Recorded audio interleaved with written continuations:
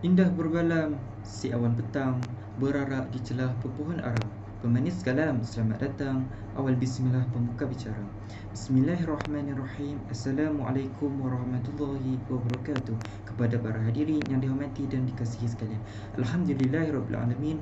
Wassalatu wassalamu ala ashrafil anbiya'i wal mursalin wa ala alihi wa sahbihi ajma'in. Pada hari yang penuh barakah ini, saya Muhammad Luqman Al-Hakim bin Muhammad Zaidi sebagai host atau moderator dalam forum ini bagi membincangkan dengan lebih terperinci tajuk yang kita bawakan, iaitu fahaman liberalism dan pluralism. Sidang hadirin sekalian, bagi membincangkan tajuk kita pada hari ini, saya memperkenalkan panel kita yang pertama, iaitu Saudara Ikmal Aidit bin Zakaria yang telah komited dalam mengkaji atau memahami tajuk kita pada hari ini. Kemudian saya ingin memperkenalkan panel kita yang seterusnya, iaitu Muhammad Yusof bin Makzuki yang merupakan seorang yang bertanggungjawab dalam menilai atau mengenal pasti ciri-ciri fahaman liberalism dan pluralism. Panel kita yang terakhir iaitu Akif Dani bin Anwar yang akan bersama-sama kita menghuraikan agenda serta langkah-langkah dalam menangani Islam liberal di dalam Malaysia. Terima kasih saya ucapkan kepada para panel kita pada hari ini kerana sudi bersama-sama saya dalam menghuraikan topik fahaman liberalism dan pluralism, agar para hadirin sekalian dapat mengambil perkara ini secara serius dan seterusnya mengambil langkah berjaga-jaga. Bagi memulakan perbincangan kita, saya ingin menerangkan apakah yang dimaksudkan dengan fahaman liberal dan plural secara umum. Liberalism ialah falsafah yang meletakkan kebebasan individu sebagai nilai politik tertinggi. Seseorang yang menerima fahaman liberalism dipanggil seorang liberal. Walau bagaimanapun, perkataan liberal mungkin berubah mengikut konteks sesebuah negara. Pluralism secara umumnya dikatakan konsep yang luas tentang penerimaan agama-agama pelbagai. Antara fahaman ini ialah tiada satu pun agama yang tunggal untuk menjadi sumber kebenaran, atau setidak-tidaknya terdapat kebenaran dan nilai yang benar dalam agama lain. Dalam bahasa yang kita fahami, pluralism ini adalah membenarkan semua agama. Ini adalah sama sekali bertentangan dengan firman Allah Subhanahu Wa Taala dalam Al-Quran bermaksud, sesungguhnya agama yang benar dan dirodai di sisi Allah ialah Islam. Surah Al-Imran ayat 19. Seterusnya, apakah yang dikatakan dengan Islam liberal? Liberal merupakan sesuatu yang bebas dan terbuka. Secara mudah untuk memahami konsep ini, aliran ini bersifat contoh kepada kebebasan pemerintahan dan dikatakan demokratik. Manakala aliran Islam liberal merujuk kepada aliran yang memiliki ciri keterbukaan dan kebebasan yang lebih daripada apa yang ada dalam syariat Islam yang asli lagi tulen. Dalam konteks ini, aliran ini merupakan serangan pemikiran dan kebudayaan di mana bentuk-bentuk serangan yang secara tidak langsung dilakukan bagi meruntuhkan pegangan agama masyarakat Islam serta boleh memberi kesan kepada keruntuhan Islam. Firman Allah Subhanahu Wa Taala dalam surah Al-Baqarah ayat 120. A'udzubillahi minasyaitonirrajim. ولن ترضى عنك اليهود ولا النصارى حتى تتبع ملتهم. Maksudnya, orang-orang Yahudi dan Nasrani tidak sesekali akan bersetuju atau suka kepada engkau, yakni wahai Muhammad, sehingga engkau menurut agama mereka yang telah terpesong itu. Inilah serangan yang sedang dihadapi oleh umat Islam seluruh dunia, iaitu serangan pemikiran barat yang menyesatkan manusia dari penciptanya. Tanpa melengahkan masa, mari kita mengupas isu ini dengan lebih mendalam dengan soalan pertama yang sudah menjadi tanda tanya dalam kalangan kita, iaitu bagaimanakah asal-usul fahaman ini bertapak di Malaysia. Oleh itu, saya mempersilakan saudara Iman Aidi untuk meleraikan tanda tanya kita. Terima kasih saudara moderator. Bismillahirrahmanirrahim. Assalamualaikum dan selamat sejahtera kepada hadirin yang dihormati. Liberalisme, iaitu kebebasan berfikir dan bertindak individu tanpa had, adalah satu fahaman yang asalnya muncul di Eropah dan bukan dari dunia Islam. Fahaman ini menyerap ke dalam masyarakat Islam melalui proses penjajahan dan pemberatan sekitar abad ke-16 dan ke-17. Reaksi umat Islam kemudiannya pada abad ke-18 dan ke-19 terpecah kepada dua kelompok. Yang pertama, kumpulan yang menolak pengaruh barat, dan kedua, kumpulan yang menerimanya. Kumpulan tradisionalis yang berpegang kepada asas-asas fundamental Islam menolak dan menentangnya. Manakala, kumpulan kedua yang lazimnya mendapat pendidikan barat atau liberal dan terpegun dengan kemajuan barat, yakin bahawa apa yang datang dari barat semuanya baik belaka dan kita diminta meniru dan mendewakan barat. hal ini berlaku di seluruh dunia Islam. Al-hukumu alal syai'i far'un ain tasawwurih. Maksudnya, hukum ke atas suatu perkara memerlukan gambaran yang jelas berkenaannya. Daripada Al-Munkis min Al-Dalal, hal 578. Dengan itu, mari kita mendalami sejarah kedatangan liberalisme ini. Mengapa timbul di Barat? Masyarakat Eropah mempunyai sejarah hidup dan pemikiran mereka sendiri. Selama 1000 tahun, dari abad ke-5 hingga ke-15, mereka dicengkam kuat oleh agama Kristen Katolik. Kristen kontrol kepercayaan, ilmu, dasar dalam dan luar negeri. Kristen Katolik yang berpegang kepada dasar bahawa mereka adalah wakil Tuhan di bumi, memaksa semua lapisan masyarakat agar patuh kepada kuasa agama dan gereja. Hak asasi gereja ialah meletakkan dasar-dasar kehidupan, pentadbiran, ekonomi, hinggalah kepada akhlak dan kehidupan individu. Kumpulan bangsawan, ahli perniagaan, ilmuwan dan orang awam dikongkong dan tugasnya ialah patuh dan turut ketentuan gereja. Kitab Injil tidak boleh dibaca, apalagi untuk mentafsir. Perempuan adalah najis, tidak boleh baca atau berpegang kepada Bible. Akhirnya, semua kumpulan masyarakat bangun memberontak. Dari dalam Kristen sendiri timbul Protestan serius dan akhirnya lahir mazhab Protestan. Kitab Injil perlu ditafsir semula. Tafsiran lama tidak boleh dipakai lagi. Intelektual pun bangun menulis buku-buku menentang fatwa-fatwa gereja. Nikolai Copernicus, Kepler, Brehe dan Galileo Galilei adalah antara tokoh yang mengkritik autonomi dan tafsiran-tafsiran gereja Katolik. Sehubungan dengan penglibatan intelek mengkritik agama, kumpulan-kumpulan feudal, kemudian kapitalis, kumpulan sosialis, Marxis juga muncul dengan teori dan gerakan yang menentang autonomi gereja Katolik. Karl Marx menganggap agama adalah candu masyarakat. Ahli-ahli fakir moden Eropah mempersoal agama dan kriteria kebenaran. Akibat dari gerakan itu, agama dibenci. Kitab agama dikatakan perlu dinilai semula. Kebenaran itu relatif. Semua orang bebas mentafsir agama atau Tuhan. Eropah akan terus berada dalam kemunduran jika masih kuat berpegang kepada agama. Maka pada akhirnya, akibat banyak penjuru berlaku penentangan dan pemberontakan, para penentang ditangkap, dibunuh atau diseksa. Buku-buku yang mengkritik autonomi dan fatwa gereja dibakar. Buku-buku yang didatangkan dari Timur Tengah hasil tulisan tokoh-tokoh Islam seperti Ibn Rushd diperintah supaya dibakar. Sebarang wasana ilmu yang mengkritik Kristian diharamkan. Penentangan besar diambil oleh kumpulan cendekiawan. Mereka mula mengkritik agama Kristian dari segenap penjuru. Kitab Injil, yang asalnya juga banyak diubah, dikritik lagi dan lebih mendasar. Kitab Injil sudah jadi macam buku sastra yang dikritik oleh semua peminat. Kandungannya tidak lagi relevan. Mazhab Protestan terus mendapat sokongan. Akhirnya timbul Renaissance. Agama dan Tuhan sudah kehilangan kuasa dan daulat. Kebenaran boleh didapati dari manusia sendiri berasaskan akal rasional atau pengalaman dan bukan teks-teks agama. Ahli falsafah barat yang memimpin tentangan dan fikiran bebas ini antaranya René Descartes, John Locke, Immanuel Kant, David Hume, Auguste Comte, Jeremy Bentham dan ramai lagi.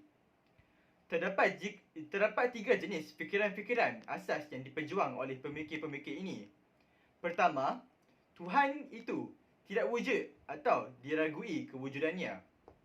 Kedua, alam ini wujud secara mekanistik, iaitu hukum alam bukan hukum Tuhan. Ketiga, akal manusia mampu memahami semua masalah manusia, fenomena alam dan lain-lain. Di sini, autoriti agama ditolak. Berkaitan dengan agama secara khusus, pemikir barat W.C. Smith memperkenalkan slogan Universal Theology of Religion. Idea ini menarik pemikir-pemikir Eropah yang lain dalam kerangka dan semangat menolak autoriti agama.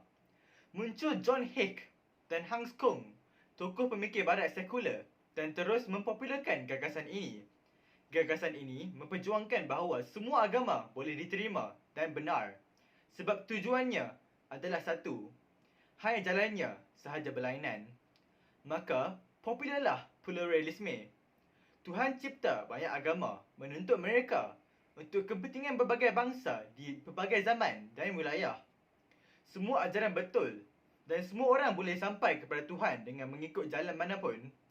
Oleh itu, semua agama di dunia ini menyuruh kepada Tuhan dan semuanya benar. Siapa pun tidak boleh mendakwa agama mereka sahaja yang benar dan betul. Itulah konsep pluralisme yang dicipta ini. Apabila berlaku interaksi antara Islam Barat melalui penjajahan dan pembaratan, gagasan liberalisme ini turut sama masuk dan ia subur berkembang di bawah payung sekularisme. Keadaan ini berjalan hingga kini di serata dunia Islam. Sungguh jelas apa yang diterangkan oleh Saudara Iqmal. Seterusnya, bagaimanakah untuk kita mengenal pasti ciri-ciri fahaman ini dan contoh-contoh peristiwa berkaitan Islam liberal di Indonesia? Oleh hal demikian, dijemput Saudara Yusof untuk menerangkan hal tersebut. Ayo buku tirai, kita bincangkan. Assalamualaikum dan salam sejahtera. Terima kasih kepada saudara Luqmanul Hakim yang menjemput saya untuk memperbincangkan tentang ciri-ciri penyelewengan fahaman liberalisme dan pluralisme.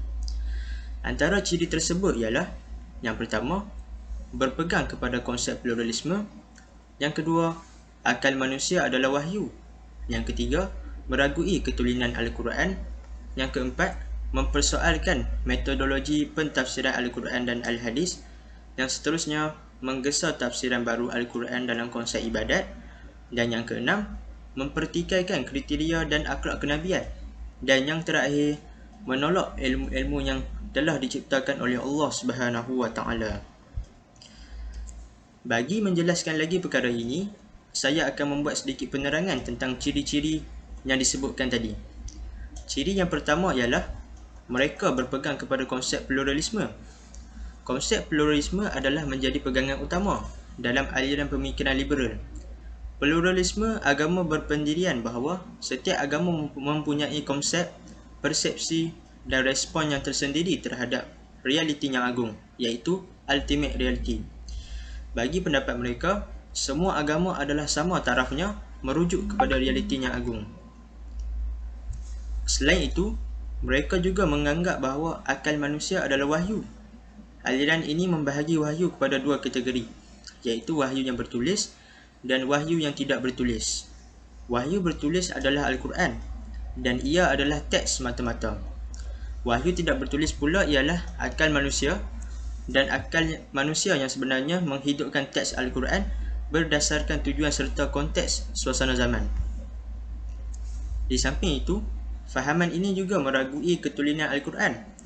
Aliran pemikiran ini mendakwa Al-Quran diresapi dengan budaya Arab kerana bahasa yang digunakan Al-Quran adalah bahasa Arab. Tambahan pula, katanya Nabi Muhammad SAW yang menjadi pembawa risalah juga terdiri dari orang Arab. Mereka menyatakan bahawa kesahihan risalah tersebut tidak ada lagi kerana sebenarnya yang ada hanyalah mesej budaya Arab. Firman Allah Subhanahu wa taala yang bermaksud, "Dan kalau kamu ada menaruh syak tentang apa yang kami turunkan Al-Quran kepada hamba kami Muhammad, maka cubalah buat dan datangkanlah suatu surah yang sebanding dengan Al-Quran. Dan panggillah orang-orang yang kamu percaya boleh menolong kamu selain daripada Allah Subhanahu wa taala. Jika betul kamu orang-orang yang benar." Surah Al-Baqarah ayat 23. Dalil ini jelas menunjukkan bahawa keaslian Al-Quran sememang yang benar. Namun begitu, tetap diragui oleh fahaman liberalisme dan pluralisme ini. Seterusnya, ciri yang lain pula ialah pengamal fahaman ini mempersoalkan metodologi pentafsiran Al-Quran dan Al-Hadis.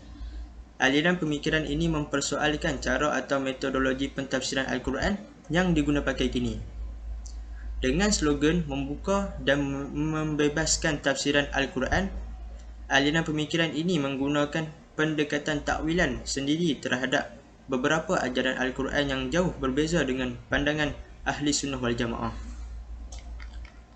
Lantaran itu, fahaman ini juga menggesa tafsiran baru Al-Quran dalam konsep ibadat. Aliran pemikiran ini juga berpegang kepada ungkapan membuka dan membebaskan tafsiran Al-Quran sebagai alasan untuk memajukan umat Islam dan menganjurkan agar teks-teks Al-Quran menempuh proses dekonstruksi bagi membolehkan tafsiran-tafsiran baru boleh dibuat.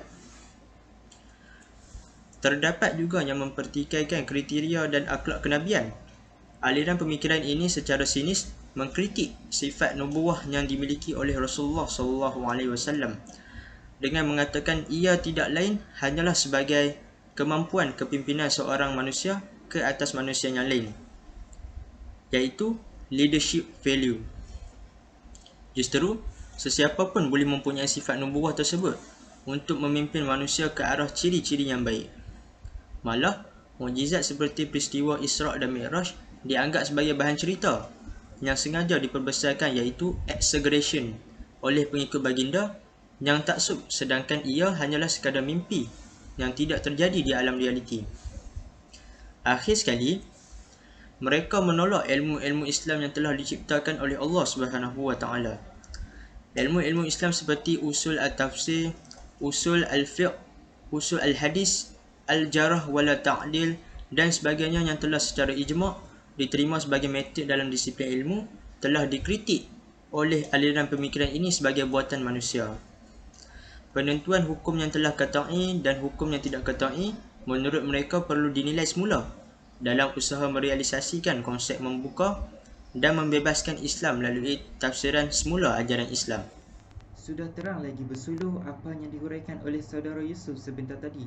Seterusnya saya ingin menjemput saudara Akif untuk memberi sebuah sedikit informasi kepada kita berkaitan agenda-agenda serta langkah dalam menangani masalah ini. Dipersilakan.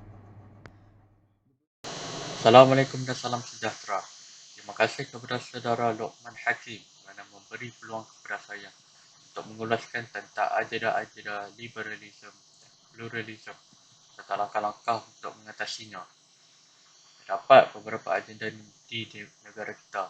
Salah satunya ialah SIS, iaitu Sisters in Islam. Bagi SIS, adalah penting pengalaman, fikiran dan suara wanita dimasukkan ke dalam tafsiran Al-Quran dan pentadbiran agama dalam dunia Islam serta menolak metodologi ulama tradisional dalam memahami nas Al-Quran dan hadis. Mereka percaya tafsiran lama telah tidak adil terhadap wanita seperti dalam kenyataan mereka. Kami amat sedih kerana agama telah diperalatkan untuk membenarkan amalan dan nilai-nilai budaya yang menganggap wanita sebagai berkedudukan lebih rendah daripada lelaki. Kami percaya bahawa ini berlaku kerana kaum lelaki sahaja yang telah menguasai secara eksklusif hak tafsir Al-Quran.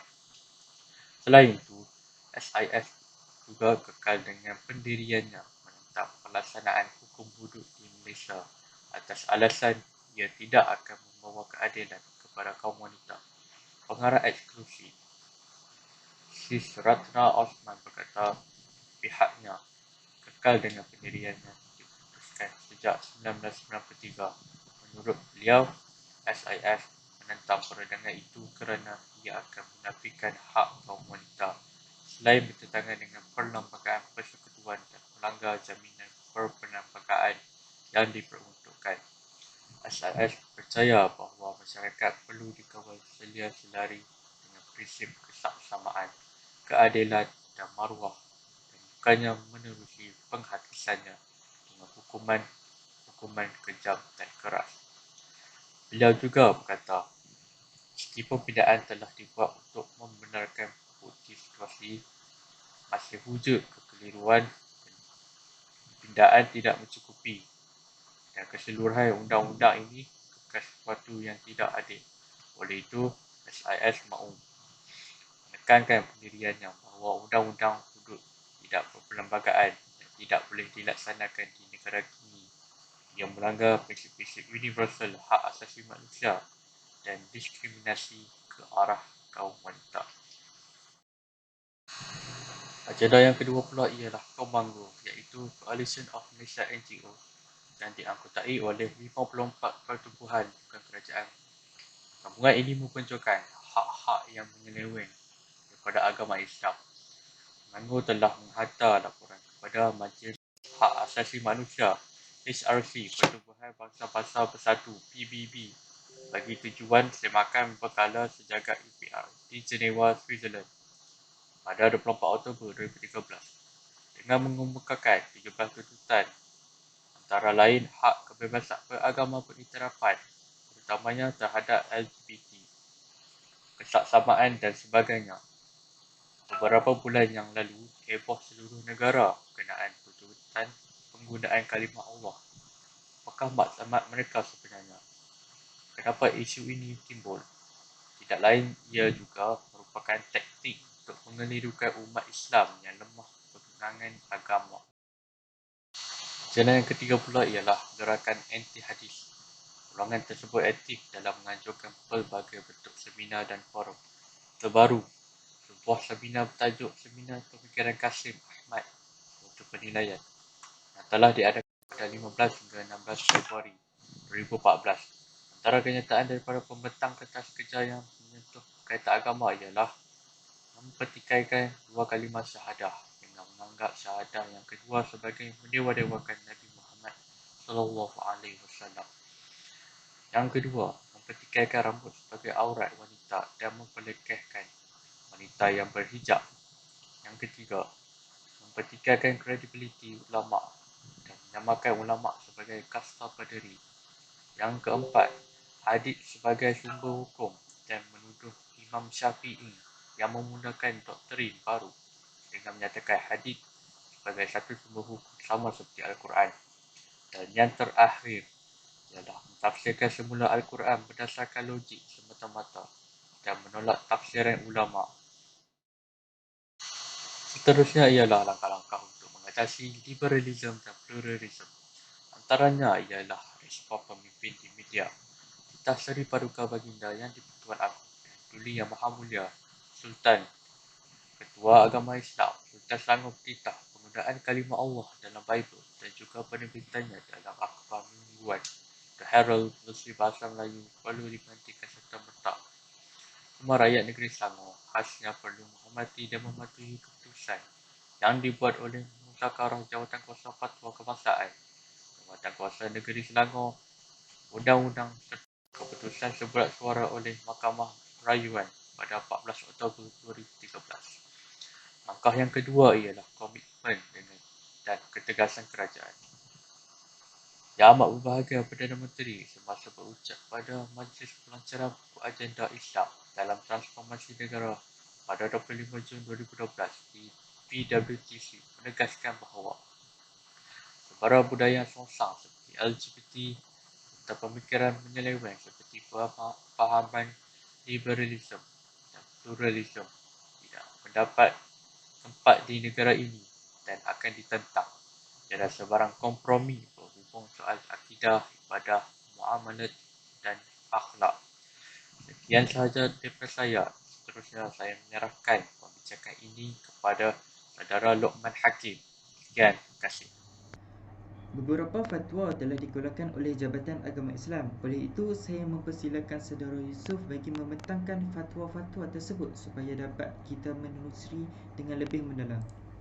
Terima kasih kepada Saudara Luqmanul Hakim yang menjemput saya sekali lagi untuk mengupas tentang serba sedikit mengenai golongan ini. Seterusnya, membincangkan tentang keputusan fatwa. Golongan ini tidak mahu terikat dengan Al-Quran dan Al-Sunnah. Adapun istilah Al-Jamaah, ia kerap kali digunakan oleh Rasulullah SAW dalam hadis-hadis baginda. Hadis yang paling masyhur adalah sabda baginda dengan maksudnya, dan sesungguhnya umat ini akan berpecah kepada 73 golongan yang mengikut hawa nafsu. Semuanya di dalam neraka kecuali satu, iaitu Al-Jamaah. Riwayat Ibnu Majah 3993. Hadis ini telah membuktikan bahawa perkara yang diungkapkan baginda Rasulullah SAW sememangnya berlaku, dan sehinggakan hari ini masih terdapat pengamal yang mengamalkan ajaran sesat, terutamanya fahaman liberalisme dan pluralisme ini. Golongan liberal adalah golongan ekstrim kerana tergolong dalam kelompok yang ifrat, iaitu longgar dalam menafsirkan alam, tidak mahu terikat dengan nas Al-Quran dan Al-Sunnah. Sebaliknya, menjadikan akal sebagai kayu ukur untuk memahami agama. Islam sebenarnya tidak menolak akal dan tidak juga mengagungkan akal. Imam Al-Ghazali rahimahullah ada berkata dalam kitab Al-Iqtisad fi Al-Iqtiqad, antaranya, Akal itu umpama penglihatan yang sempurna. Al-Quran umpama matahari yang menyinari alam. Melalui kedua-duanya, seseorang memperolehi hidayah. Seorang yang mengambil satu daripadanya tergolong dalam kalangan yang bodoh. Orang yang menolak akal hanya cukup dengan Al-Quran adalah sama dengan mereka yang mendapat cahaya matahari tetapi menutup mata. Maka, dia tidak berbeza dengan orang yang buta. Gerakan Islam liberal adalah usaha halus mengeluarkan umat Islam daripada agama mereka tanpa disedari dan dilakukan melalui nama Islam. Ini program pemurtadan, terancang dan sistematik yang dilaksanakan melalui platform intelektual, ilmiah dan akademik. Situasi ini seharusnya memberikan pengajaran agar masyarakat Islam berusaha menangani unsur yang merosakkan akidah pada peringkat awal lagi supaya tidak berkembang menjadi ancaman dan sukar dikawal. Walaupun begitu, perkara ini telah diberi perhatian yang sangat serius oleh jawatan-jawatan kuasa yang terdapat di negara Malaysia, sehingga kan mereka bersepakat mengeluarkan beberapa keputusan fatwa. Muzakarah Jawatan Kuasa Fatwa Majlis Kebangsaan bagi Hal Ehwal Agama Islam ke-74 yang bersidang pada tarikh 25 hingga 27 Julai 2006 memutuskan aliran pemikiran liberal adalah ajaran sesat dan menyeleweng daripada syariat Islam. Jawatan Kuasa Fatwa Negeri Selangor pada 10 Oktober 2013 pula memutuskan SIS Forum Malaysia dan mana-mana individu, pertubuhan atau institusi yang berpegang kepada fahaman liberalisme dan pluralisme agama adalah sesat dan menyeleweng daripada ajaran Islam. Mana-mana bahan terbitan yang berunsur pemikiran fahaman liberalisme dan pluralisme agama hendaklah diharamkan dan juga boleh dirampas. Suruhanjaya Komunikasi dan Multimedia SKMM hendaklah menyekat laman sosial yang bertentangan dengan ajaran Islam dan hukum syarak. Mana-mana individu yang berpegang kepada fahaman liberalisme dan pluralisme hendaklah bertaubat dan kembali ke jalan Islam semula. Islam tidak menolak akal dan adat. Dalam ilmu fiqh, terdapat ruang yang cukup luas bagi maslahah ihtisan dan istislah dan adat uruf selama ia tidak bercanggah dengan Al-Quran dan Al-Sunnah. Adat pada umumnya bersandarkan kemaslahatan manusia. Panduan wahyu dan akal menjadikan peradaban Islam berkembang membentuk peradaban dunia seperti di Baghdad, Cordoba, Istanbul, Kahirah, Delhi, Aceh dan juga Melaka yang melahirkan ilmuwan, saintis dan ulama yang terkemuka di persada dunia. Yang terakhir ialah saya mahu mengemukakan pendapat berkaitan pendekatan wasatiyah. Inilah pendekatan wasatiyah, menolak ekstrim dan melampau. Pendekatan jalan tengah di antara tafriq iaitu terlalu ketat dan ifrat iaitu terlalu longgar. Berada di antara golongan yang menerima konsep kebebasan mutlak manusia dan golongan yang menyerah bulat-bulat kepada takdir. Berada di antara golongan yang memberontak dan golongan yang terlalu mengagungkan pemimpin mereka. Di antara golongan yang mengagungkan akal fikiran dan golongan jumud yang menolak akal fikiran. Inilah panduan di antara nas dan konteks, wahyu dan akal. Tidak ada pemisahan di antara dunia dan akhirat, sains dan agama. Umat Islam berpegang kepada wahyu dan akal dalam memahami agama dan tidak terkeliru meletakkan kedua-duanya di kedudukan yang sewajarnya. Terima kasih Saudara Yusof atas penerangan mengenai topik-topik tersebut. Baik, sampai di sini saja topik yang kami ingin bincangkan hari ini. Banyak ilmu telah yang kita pelajari sepanjang perbincangan dilaksanakan pada hari ini. Terima kasih saya ucapkan kepada Saudara Iqmal, Yusof dan Akif kerana sudi membincangkan hal ini dengan mendalam agar sama-sama kita dapat mengambil iktibar dari pembincangan ini. Kesimpulannya, perkara yang berkaitan fahaman ini sebenarnya bukanlah suatu perkara yang patut kita pandang remeh. Setiap individu mempunyai tanggungjawab dalam memenuhi perkara ini supaya tidak terkesuan dari jalan yang benar. Sebelum mengakhiri bicara forum kita pada hari ini, terimalah serangkap dua pantun daripada saya. Bunga seroja atas para jatuh ditimpa buah barangan.